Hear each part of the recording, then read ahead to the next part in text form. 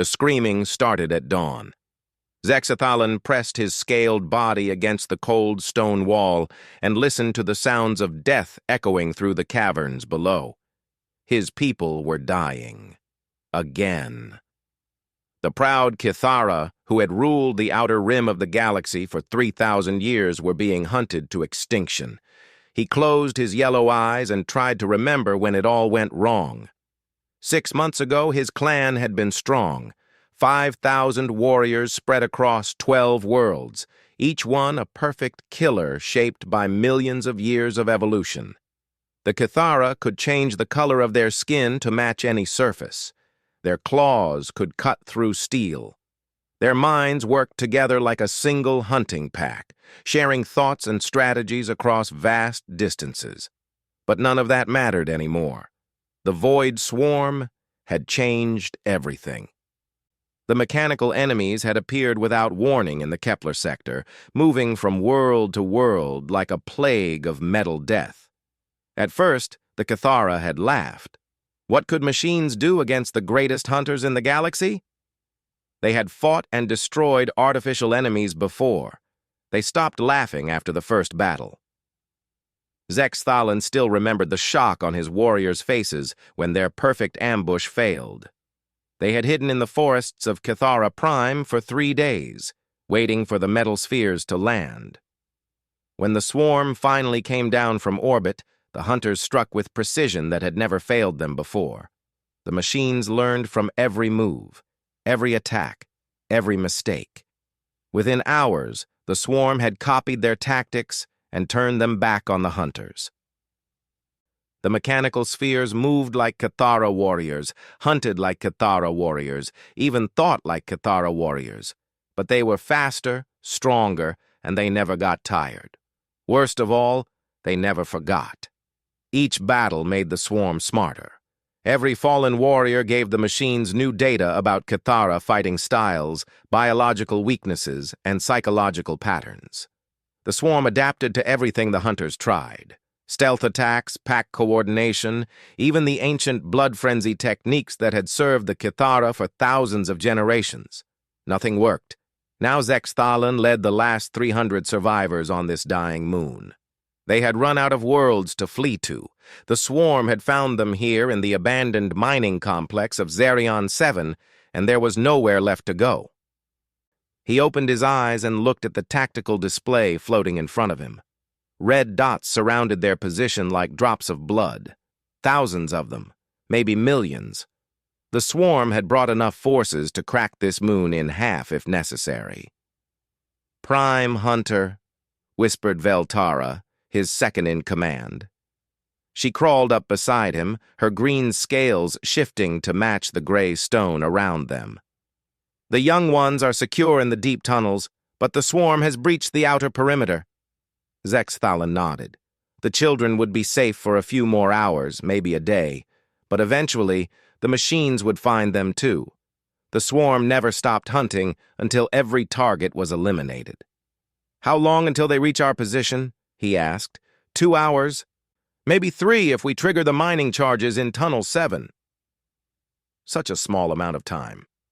Zexathalan thought about his ancestors, the great hunters who had tamed entire star systems with nothing but claws and cunning. What would they think of their descendants, hiding in holes like frightened prey animals? A new sound reached their hiding spot. Not the screaming of warriors, but something different. A low, mechanical humming that seemed to come from everywhere at once. The swarm was scanning the tunnels, mapping every corner and calculating the best approach. "They're adapting to our defensive positions," Veltara said quietly. "The charges won't stop them for long." Zexathalan knew she was right. The swarm had faced mining explosives on 6 different worlds. By now, they had perfect countermeasures for every type of trap the Kithara could set.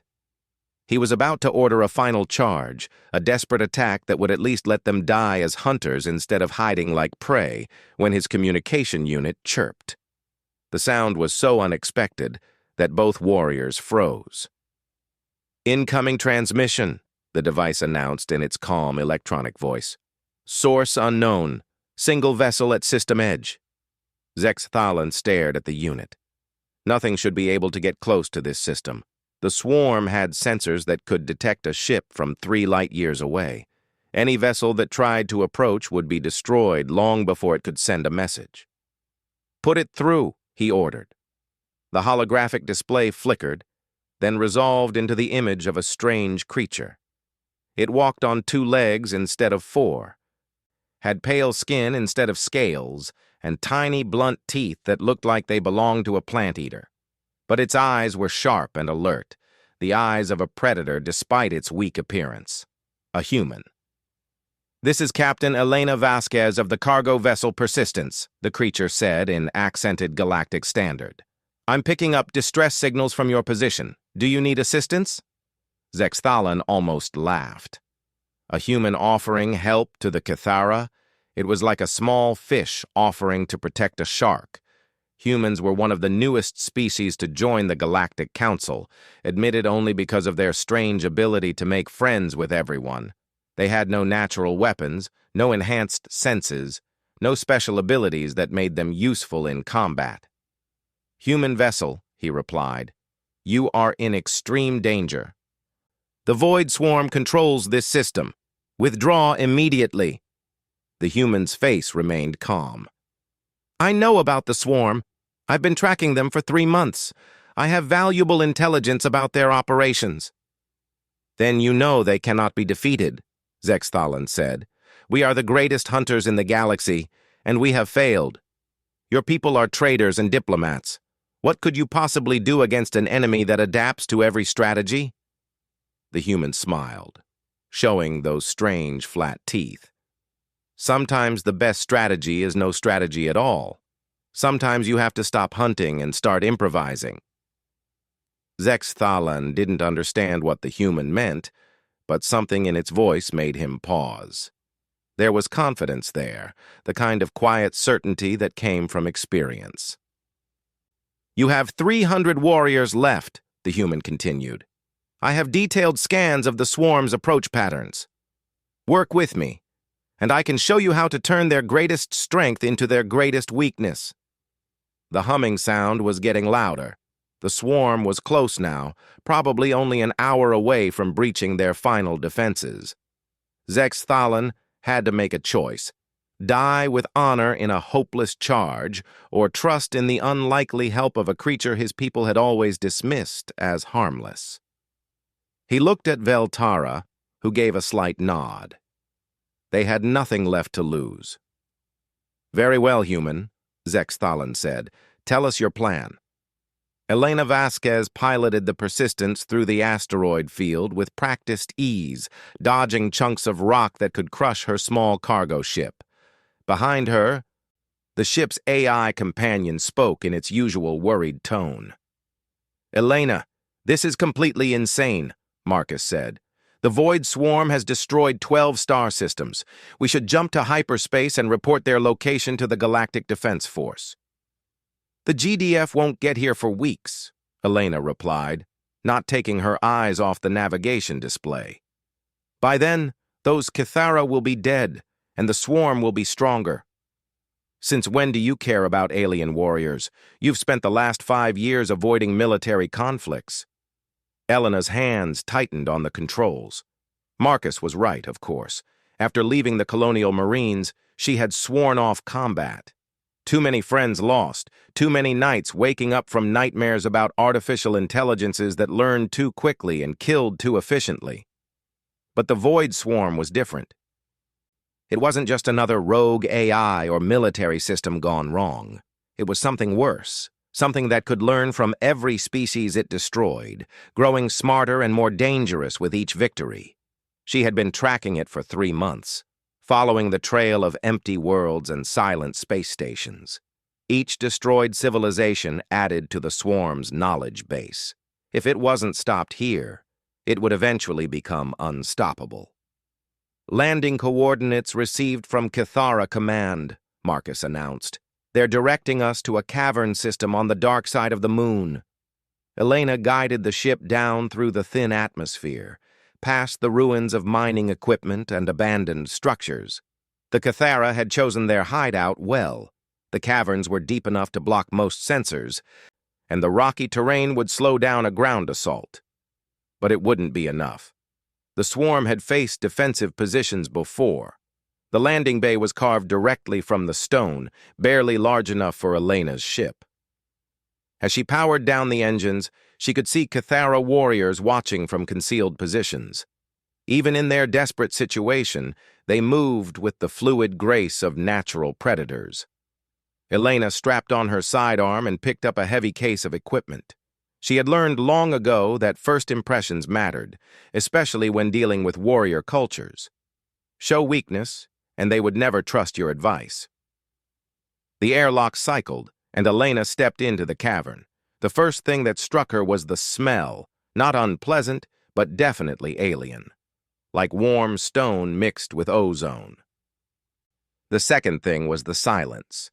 30 Cathara warriors stood in formation, but Elena could barely hear them breathing. The leader stepped forward, and Elena got her first good look at a Cathara up close. He was larger than she had expected, nearly 8 feet tall with powerful limbs and intelligent yellow eyes. His scales were currently a mottled gray-brown that matched the cavern walls perfectly. "I am Prime Hunter Zexthalan," he said in precise galactic standard. "You claim to have intelligence about our enemy." "I do." Elena set down her equipment case and activated a portable holo display. "I've been studying the swarm for 3 months. I know how they think." The display showed a 3-dimensional map of the Kepler sector, with red zones marking swarm activity. Elena pointed to several key locations. "The swarm attacked these worlds in sequence," she explained. "Each battle gave them more tactical data. By the time they reached Cathara Prime, they had complete profiles of your fighting styles." Zexthalan's scales shifted to a darker color, which Elena interpreted as frustration or anger. "We are aware of this. The machines learn too quickly to overcome through conventional tactics." "That's where you're wrong," Elena said. "The swarm's learning ability is also its greatest weakness." She manipulated the display, showing detailed analysis of swarm battle patterns. "Look at how they adapt. Every response is logical, calculated, based on statistical analysis of what worked before. They're incredibly intelligent, but they think like a computer." "And how else would a machine think?" asked a female Kithara warrior standing beside Zexthalan. Elena smiled. "Exactly. That's the problem. The swarm expects rational, predictable behavior. Perfect tactics, logical strategies, everything your people are naturally good at." The Cathara exchanged glances. Elena could sense their confusion and growing irritation. "You're saying our tactical superiority is a disadvantage?" Zexthalan's voice carried a dangerous edge. "Against this enemy, yes." Elena pulled up another display, this one showing human military encounters with rogue AIs during Earth's expansion period. "My people faced similar challenges 50 years ago, not as advanced as the swarm, but with the same basic problem: artificial intelligences that learn too quickly." "And how did humans overcome such enemies?" Elena's expression grew serious. "By being unpredictable, chaotic, by making decisions that didn't make logical sense but worked anyway." The silence in the cavern deepened. Elena could feel the weight of dozens of predatory gazes, and she knew she was walking a dangerous line. Suggesting that the galaxy's greatest hunters needed to act irrationally was close to an insult. Zexthalan stepped closer, his massive frame looming over Elena. "You're asking us to abandon millions of years of evolutionary advantage, to fight like—" He paused, searching for the right words. "Like humans," Elena finished. "I know it sounds crazy, but think about it.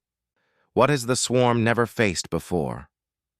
"Enlighten us," the female warrior said coldly. Elena opened her equipment case and pulled out a modified rifle.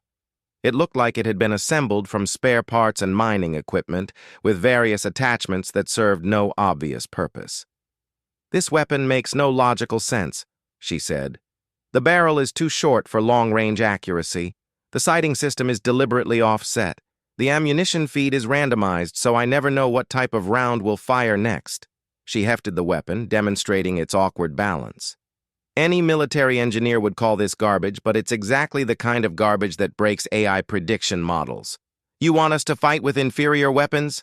Zexathalan's voice was incredulous. I want you to fight with unpredictable weapons, improvised tactics, random timing.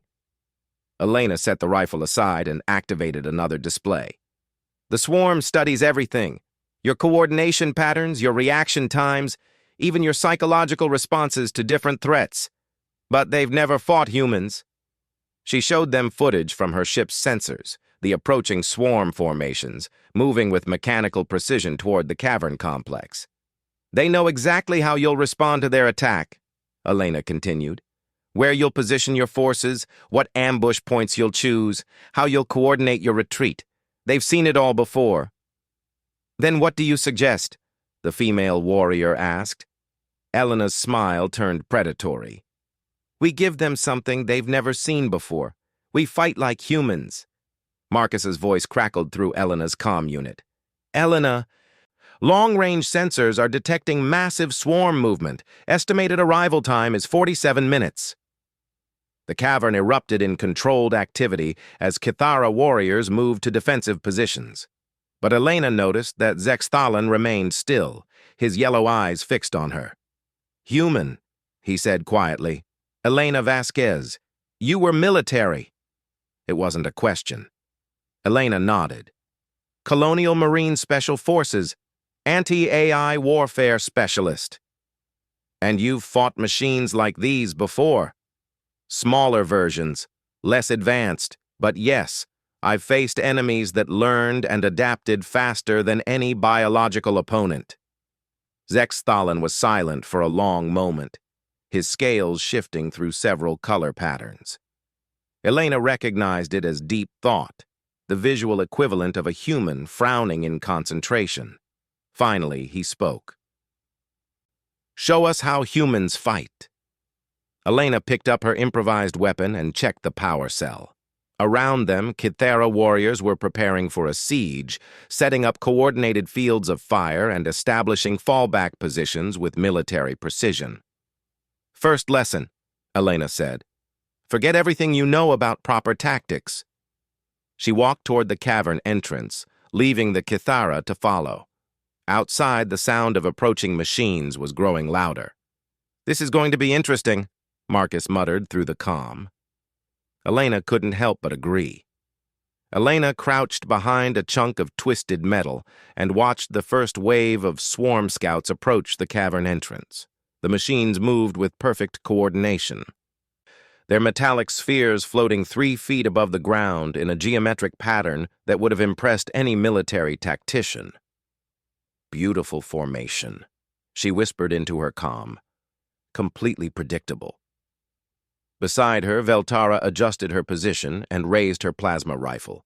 The Kithara warrior had chosen a perfect sniper's nest with clear sight lines and multiple escape routes, exactly what any competent soldier would do. Wait, Elena said quietly.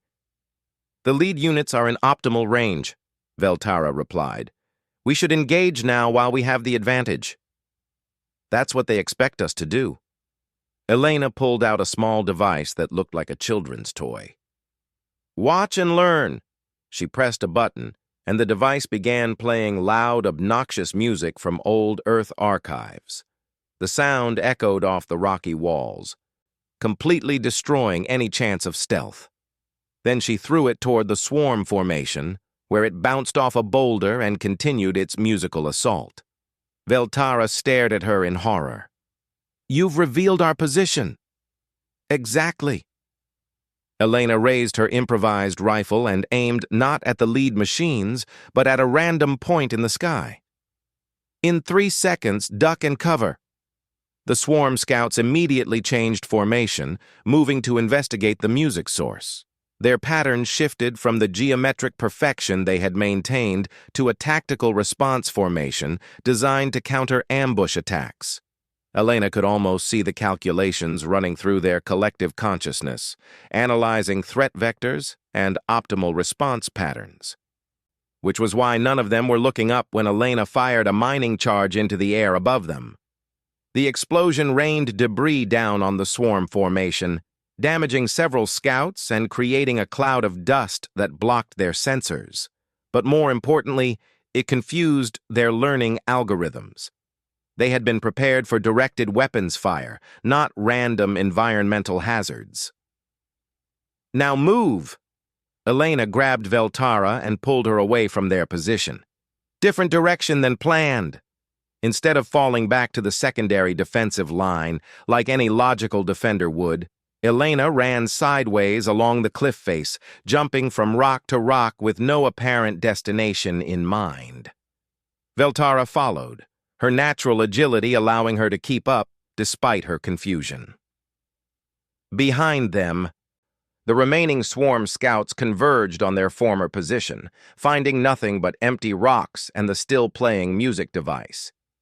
Elena led them to a completely different vantage point, one that offered no tactical advantages and terrible sight lines. She set up her rifle again, this time aiming at the music device she had thrown earlier. "This makes no sense," Veltara hissed. "We should establish a proper fire zone and force them to advance through a kill corridor." "The swarm knows all about kill corridors," Elena replied. "They've faced them on 12 different worlds." She fired, and the music device exploded in a shower of sparks. "But they've never faced someone who shoots their own equipment for no logical reason." The swarm's response was immediate and revealing. The surviving scouts spread out in confusion, their formation breaking down as they tried to process this unexpected behavior. Elena could see them scanning the area, looking for a tactical pattern that simply didn't exist. "Primary formation has been disrupted," Marcus's voice crackled through Elena's comm. "The scouts are exhibiting search patterns consistent with algorithmic confusion." Elena smiled grimly. "Phase 1 complete. Time for Phase 2. She pulled out another device, this one resembling a standard military scanner. But when she activated it, instead of providing tactical information, it began generating random electromagnetic pulses that interfered with everyone's equipment, including their own. "You're jamming our own communications," Veltara protested. "I'm creating noise," Elena corrected. "The swarm relies on perfect information to make perfect tactical decisions. Take away the information, and their decisions become just guesses." As if to prove her point, the swarm scouts began moving in increasingly erratic patterns. Without clear sensor data, their collective intelligence was struggling to coordinate an effective response. Elena used the confusion to demonstrate another human technique. She stood up in full view of the enemy, exposing herself to potential fire, and began walking calmly toward a completely different position. Not running, not taking cover, just walking like she was out for a casual stroll. The swarm machines tracked her movement, calculating firing solutions and approach vectors, but they hesitated. Their programming told them this was obviously a trap. But their sensors couldn't detect any supporting forces or hidden weapons. The humans' behavior was so illogical that it paralyzed their decision-making processes. Elena reached her new position and promptly lay down for a nap. "This is insane," Veltara muttered, but Elena noticed the Cathara warrior was beginning to understand. The swarm scouts were now completely motionless, hovering in place, while their collective intelligence tried to process the tactical impossibility they were witnessing. "Wake me up in 5 minutes," Elena said loudly, making sure the swarm's audio sensors could pick up her voice. Then she actually closed her eyes and appeared to fall asleep. The effect on the enemy was immediate. The scout formation completely collapsed as individual units began operating independently, each one trying to solve the puzzle of the sleeping human using different tactical subroutines. Some approached cautiously, Others hung back and scanned for traps. A few began randomly firing at empty spaces, convinced that Elena's exposed position had to be a decoy. After exactly 5 minutes, Elena opened her eyes, stretched like she was waking up from a pleasant nap, and then pulled out a slingshot. A slingshot. Veltara watched in fascination as Elena loaded the primitive weapon with a small rock and fired it at the nearest swarm scout. The projectile bounced harmlessly off the machine's armor, causing no damage whatsoever. But the psychological impact was devastating. The swarm had been prepared for energy weapons, kinetic projectiles, even primitive explosives. They had never encountered a tactic so completely pointless that it seemed to serve no function except to confuse the enemy. "The scouts are retreating," Marcus announced. "They appear to be requesting additional processing power from the main swarm." Elena stood up and dusted off her clothes. "Perfect. Now they'll waste resources trying to analyze my behavior instead of focusing on our defenses." She turned to Veltara, who was staring at her with something approaching awe. "That's lesson 1 in human tactics. When logic fails, embrace chaos." "But how do you coordinate such randomness?" the Cathara warrior asked. "You don't. That's the point." Elena shouldered her improvised rifle and started walking back toward the main cavern. "Your people are too good at working together." "The swarm can predict group behavior because groups follow patterns. But individuals doing random things? That's much harder to analyze." As they walked, Elena could see more Cathara warriors emerging from their positions. They had been watching the encounter, and their expressions showed a mixture of confusion, curiosity, and grudging respect. Zexthalan met them at the cavern entrance. His scales had shifted to a deep blue color that Elena didn't recognize, but his posture suggested intense thought. "Your demonstration was educational," he said carefully. "But surely such tactics cannot work against a full assault." Elena checked her chronometer. The main swarm force would arrive in less than an hour, and she could already detect the electromagnetic signatures of thousands of approaching machines. "You're right," she agreed. "Those tactics won't work against a major attack, but they've already served their purpose." She gestured toward the retreating scouts. "Right now, the swarm is reorganizing its entire tactical database to account for human unpredictability. They're wasting processing power trying to understand behavior that has no logical explanation. And while they're distracted," Elena's smile was sharp and predatory, "while they're distracted, we teach your warriors how to stop being perfect hunters and start being chaotic survivors." Zexthalan looked out at his warriors, then back at Elena. "You're asking us to abandon everything that makes us Kithara." "I'm asking you to expand your definition of what makes you Kithara," Elena replied. "Your people have survived for millions of years by adapting to new challenges. This is just another adaptation." The prime hunter was silent for a long moment. Then he nodded slowly. "Show us how to be unpredictable." Elena looked at the assembled warriors and felt a familiar mix of anticipation and dread. She was about to attempt something that had never been tried before, teaching an entire species of perfect predators how to fight like chaotic humans. "First rule," she announced. "Forget everything you think you know about proper tactics." The real training was about to begin. Elena stood at the edge of the canyon and watched death approach from the stars. The main swarm force descended like a metallic thunderstorm, millions of nanomachine clusters forming geometric patterns that stretched across the horizon. Each cluster contained thousands of individual units, all working together with perfect coordination. It was beautiful in its precision and absolutely terrifying in its implications. "Marcus, final status report," she said into her comm. 3.7 million individual units detected," her AI companion replied. "Conservative estimate. They're maintaining standard invasion formation with adaptive response protocols active." Elena nodded and checked her equipment one last time. She had spread her gear across 7 different positions throughout the canyon, each one equipped with improvised weapons cobbled together from Cathara technology and human ingenuity. None of the weapons followed standard design principles. That was the point. Behind her, 300 Cathara warriors waited in positions that violated every rule of tactical doctrine.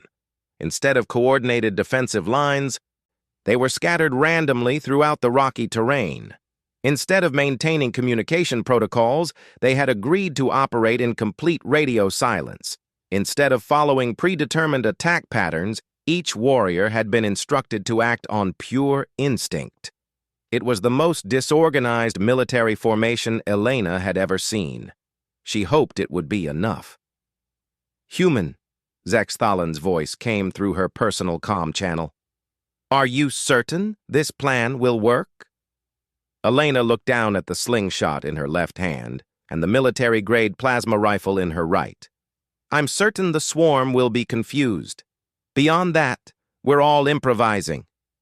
She could hear the uncertainty in the Prime Hunter's voice, and she didn't blame him.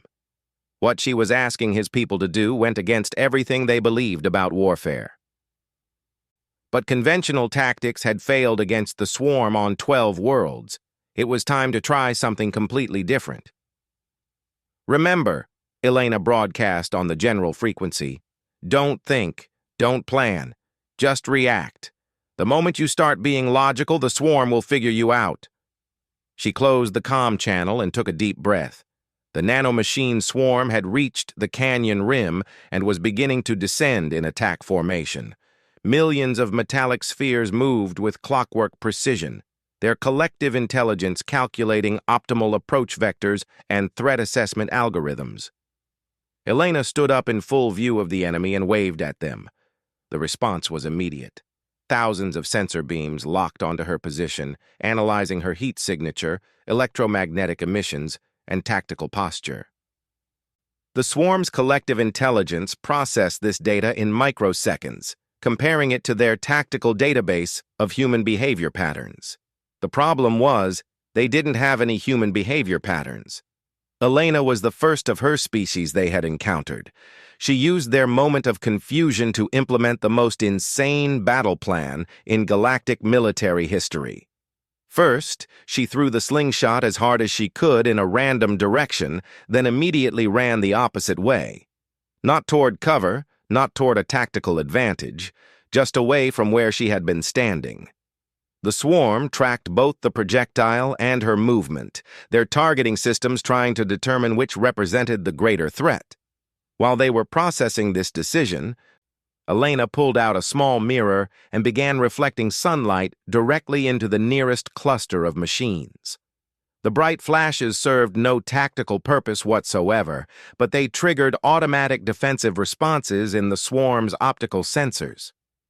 "First position compromised," Elena announced to herself, loud enough for the swarm to hear. "Moving to somewhere else." She ran to her second position, a narrow ledge that offered terrible cover and no escape routes. Once there, she set up her plasma rifle and began firing at completely random targets.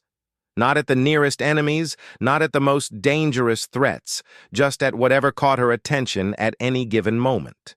The swarm's response was chaotic. Their formations began to shift and adapt, but they couldn't establish a clear pattern to counter. Elena's behavior was so unpredictable that their learning algorithms kept generating conflicting tactical solutions.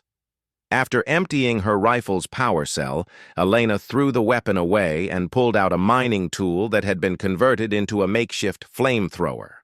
She used it to melt a random patch of rock, creating a cloud of steam that served no apparent purpose. "This is ridiculous," she muttered, then louder. "Note to self. Flamethrower ineffective against flying targets. Switching to improvised explosives." She tossed a handful of mining charges into the air, not at any specific targets, but just to create noise and confusion. The explosion scattered debris everywhere, further degrading the swarm's sensor readings. By now, the nanomachine collective was exhibiting behavior Elena had never seen before. Individual clusters were breaking formation, operating independently as their shared intelligence struggled to process the tactical impossibility they were facing. Elena reached her third position and found that her equipment had been damaged by falling debris. Instead of moving to a backup location, she sat down and began trying to repair the weapons with a multi-tool, working calmly as if she wasn't surrounded by millions of killer machines. "Oh, this is definitely broken," she said conversationally. "Maybe I can fix it with, let's see, a rock." She picked up a stone and began banging on her rifle with it.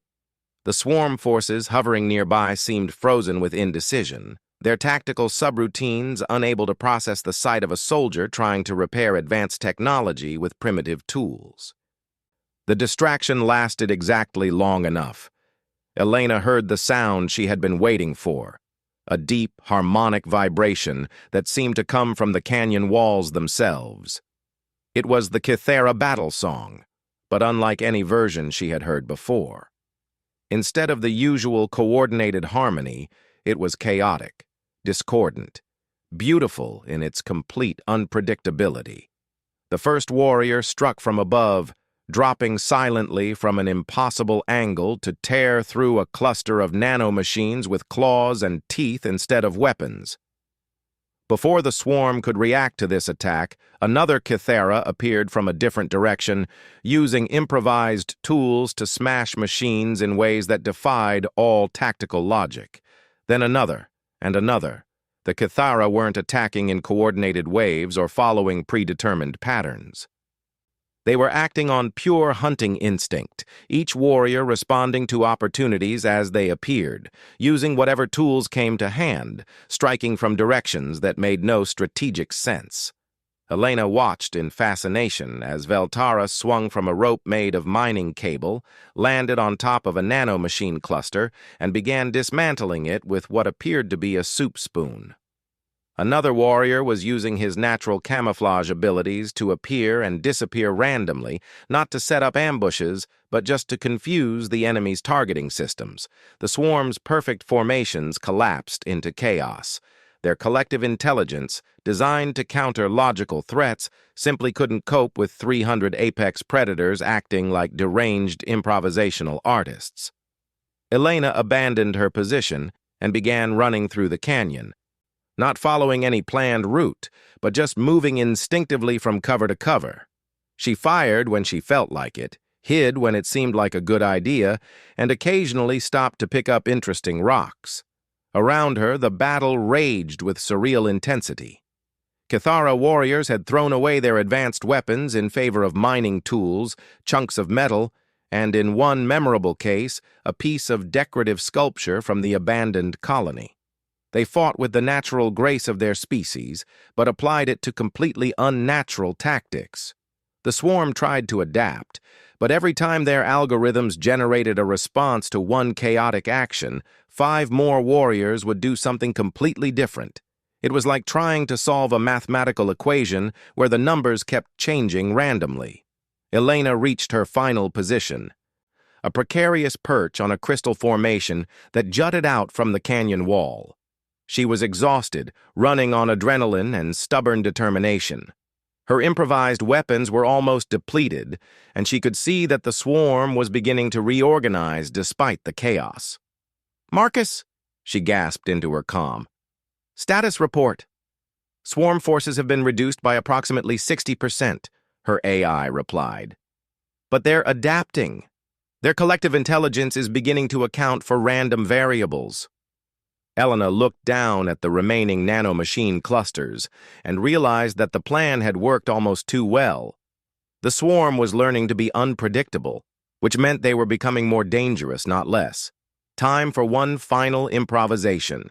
Elena stood up on her crystal perch, raised both hands above her head, and began singing an old Earth song at the top of her lungs. Not a battle hymn or a war chant, but a children's lullaby her grandmother had taught her years ago. The sound echoed off the canyon walls, mixing with the Kythera battle song to create something completely unprecedented in galactic military history, and in that moment of perfect, chaotic absurdity, Elena saw exactly what needed to happen next. Elena's lullaby reached the final verse, just as she realized the terrible truth about what they were fighting. The swarm wasn't just adapting to chaos, it was learning to be chaotic itself. Below her, the remaining nanomachine clusters had stopped moving in geometric formations. Instead, they were beginning to exhibit genuinely random behavior patterns, copying the unpredictable tactics they had observed. Some machines were firing at empty spaces. Others were moving in circles for no apparent reason. A few had even started dismantling each other. "Marcus," Elena whispered into her comm, "the swarm is becoming more like us." Confirmed. Their collective intelligence is incorporating randomness algorithms. They're evolving. Elena felt a chill that had nothing to do with the thin atmosphere of the moon. An artificial intelligence that could think logically was dangerous enough. But an AI that could think illogically, that could embrace chaos while maintaining its vast processing power and coordination abilities, would be unstoppable. She looked down at the battlefield where Cathara warriors continued their chaotic assault. They were winning this battle, but they might be creating something far worse in the process. Unless... Elena closed her eyes and tried to remember everything her old instructor had taught her about fighting artificial intelligences. The key, Sergeant Martinez had said years ago, isn't to confuse the AI, it's to make it confuse itself. She opened her eyes and began to laugh. "Elena, what's your status?" Zexthalin's voice crackled through the comm. "The enemy formations are changing." "I know," Elena replied, still laughing. "And that's exactly what we wanted." She stood up on her crystal perch and cupped her hands around her mouth. "Attention, Swarm Collective," she shouted. "I surrender." The effect was immediate. Every nanomachine in the canyon stopped moving and turned toward her position. The Cathara warriors paused in confusion, looking up at Elena like she had lost her mind. "Elena, what are you doing?" Marcus's voice carried a note of digital panic. Elena ignored him and continued shouting. "I surrender, but first I have important tactical information to share." The swarm's collective intelligence was clearly struggling with this development. Surrendering enemies were supposed to be captured and processed, not listened to. But Elena's behavior had been so consistently illogical that they couldn't dismiss the possibility that her surrender was part of some incomprehensible human strategy. "The secret to defeating your enemies," Elena continued, "is to stop being predictable, embrace chaos, abandon logic, be completely random." She paused dramatically, then added, "Just like you're doing right now." The response was fascinating and terrifying. The swarm's chaotic behavior intensified dramatically as their collective intelligence tried to process this confirmation that their new tactics were correct. Individual clusters began acting out increasingly random behaviors, convinced that greater unpredictability would lead to greater tactical advantage. "But wait!" Elena shouted, as if she had just thought of something important. "If being random is the key to victory, and you're all being random, then you're all being predictably random, which means you're predictable again." The nanomachine collective froze. Elena could almost hear the processing cycles grinding as the swarm's artificial intelligence tried to resolve this logical paradox. If randomness was the key to success, but being deliberately random was itself a pattern, then what was the optimal strategy? "Oh no!" Elena continued with mock horror. "Now you're thinking about being random, which means you're not really random anymore. You're just pretending to be random." The swarm's behavior became increasingly erratic as individual clusters tried to out-random each other while simultaneously trying not to think about being random, while also trying to determine if not thinking about being random was itself a form of thinking about being random. Elena watched the enemy formation dissolve into complete chaos and smiled. It was the oldest trick in the human book when dealing with artificial intelligences. Give them a logical paradox and let them crash themselves. "But if you're pretending to be random," she shouted for the final blow, then maybe being logical is the truly random choice, unless everyone expects you to think that. In which case being random is logical again. The Swarm Collective emitted a sound like a million computers trying to divide by zero at the same time. Then, one by one, the nanomachine clusters began shutting down as their processing cores overheated, trying to resolve the impossible equation Elena had given them. "Now!" Elena screamed. The Cathara warriors struck with coordinated precision, their natural hunting instincts taking over as they destroyed the paralyzed enemy machines. Without the swarm's collective intelligence to guide them, the individual nanomachines were just expensive scrap metal. Elena climbed down from her perch and watched the final phase of the battle. It was over in minutes. The remaining swarm forces, unable to function without their central processing matrix, were systematically eliminated by warriors who had remembered how to be perfect predators. Zexathalan approached her, his scales shifting through several colors Elena was beginning to recognize as confusion mixed with respect. "You defeated them with words," he said in amazement. "I defeated them with a paradox," Elena corrected. "Artificial intelligences are vulnerable to logical contradictions. The more advanced they are, the more vulnerable they become." She looked around at the scattered remains of the swarm forces. The chaos tactics weakened their logical framework and made them more susceptible to paradoxical thinking. If we had tried this approach from the beginning, their defenses would have been too strong. Veltara joined them, her weapon still dripping with nanomachine fluid. So, the unpredictable fighting was just preparation for the real attack. Exactly, Elena smiled tiredly.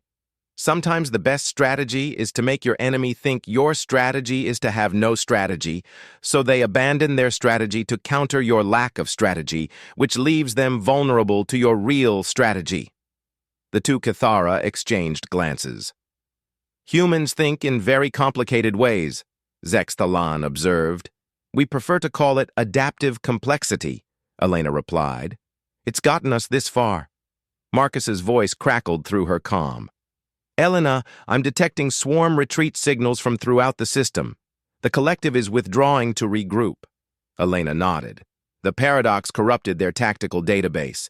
It'll take them months to rebuild their strategic algorithms, and they'll be vulnerable to conventional attacks during that time." She turned to Zexthalan. "That should give the Galactic Defense Force time to respond properly."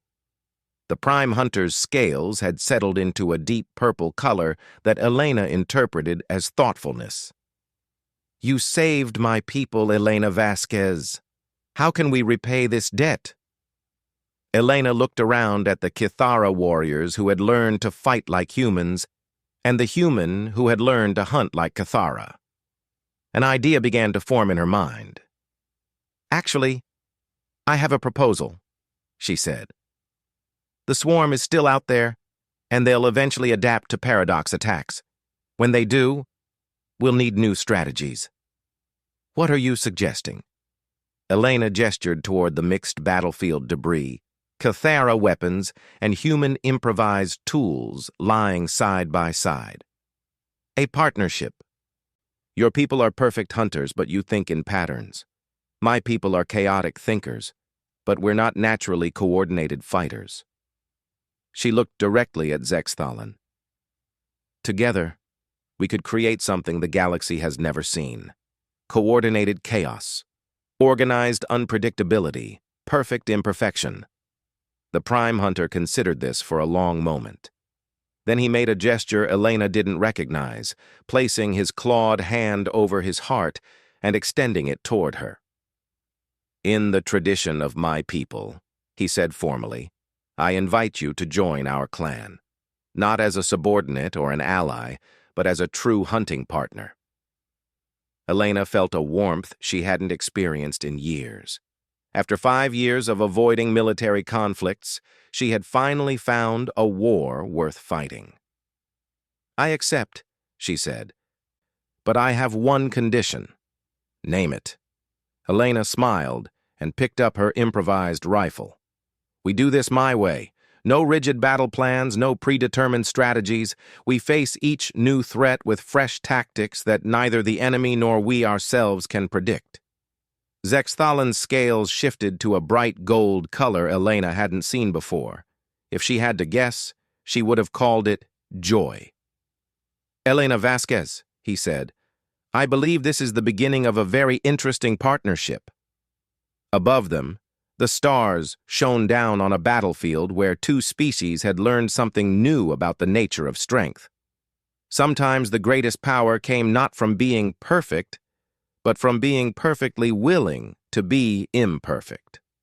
And in the depths of space, the surviving swarm collective retreated to lick its wounds and contemplate the impossible puzzle of creatures who could think logically about being illogical, and find strength in admitting their weaknesses. The galaxy had just become a much more interesting place.